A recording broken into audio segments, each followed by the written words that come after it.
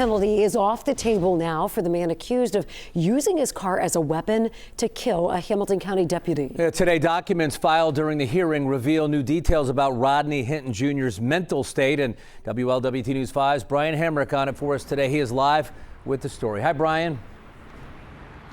Yeah, Mike, well, as the death penalty is taken off as one of the potential sentences for Rodney Hinton Jr., we're learning more about his mental status in the days and even the years leading up to the crime.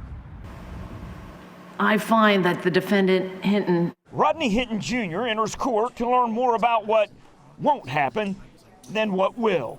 Mr. Hinton, the death penalty is now off the table. Judge Jody Lubbers made the final decision after 3 separate psychologists concluded Hinton has a serious mental illness. That at the time of the commission of the capital offense in this case, on or about May 2nd, 2025, the defendant, Hinton's SMI condition, significantly impaired his capacity to exercise rational judgment. Hinton will still face charges in the death of Hamilton County Deputy Larry Henderson. Henderson was killed just after Hinton saw body cam of his son being shot to death by Cincinnati police, who said Ryan Hinton threatened them with a gun.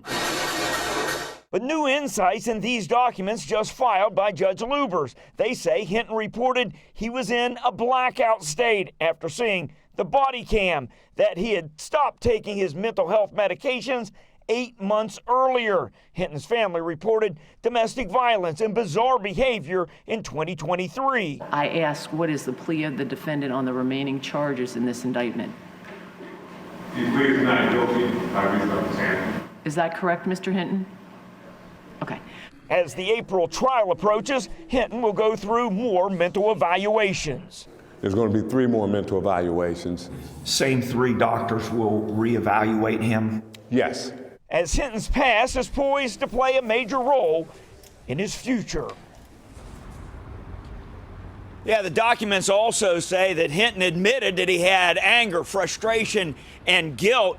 And in 2023, it says he was diagnosed with schizophrenia and that he also had visual and auditory hallucinations. Reporting live, Brian Hamrick, WLWT News 5.